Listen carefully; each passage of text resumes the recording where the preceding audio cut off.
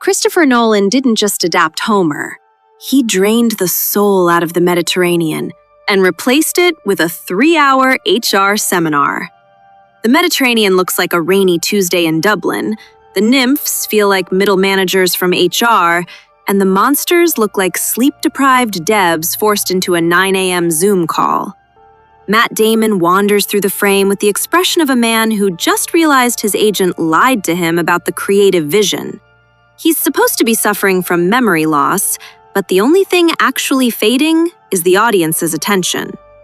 Anne Hathaway is stuck in Ithaca, surrounded by suitors who look like they lost a casting call for The Bachelor and wandered onto the wrong set.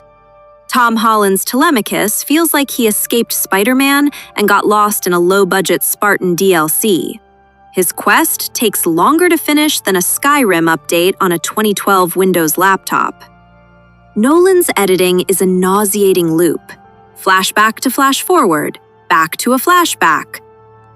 You aren't watching an epic. You're trapped in a messy Excel spreadsheet of a movie. The dialogue feels like it was written by an AI on a power saver setting. Dry, hollow, and utterly devoid of myth. Even the cameos from Lupita Nyong'o and John Bernthal feel like they just popped in to grab a coffee before the craft services ran out. There are glimmers of potential.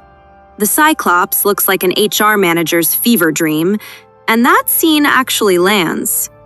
Samantha Morton's Circe turning men into pigs? That's the only time the absurdity actually feels fun.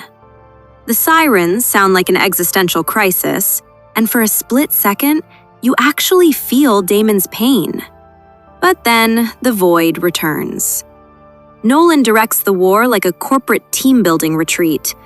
The Trojan horse isn't a symbol of cunning, it's a piece of flat-pack furniture from IKEA. The Battle of Troy feels like a parking lot scuffle at a strip mall.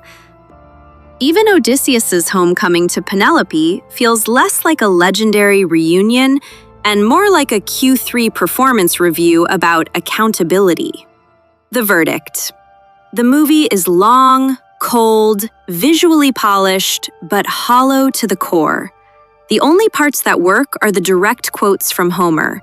Everything Nolan added is just a gray filter and the nagging feeling that you should be checking your watch.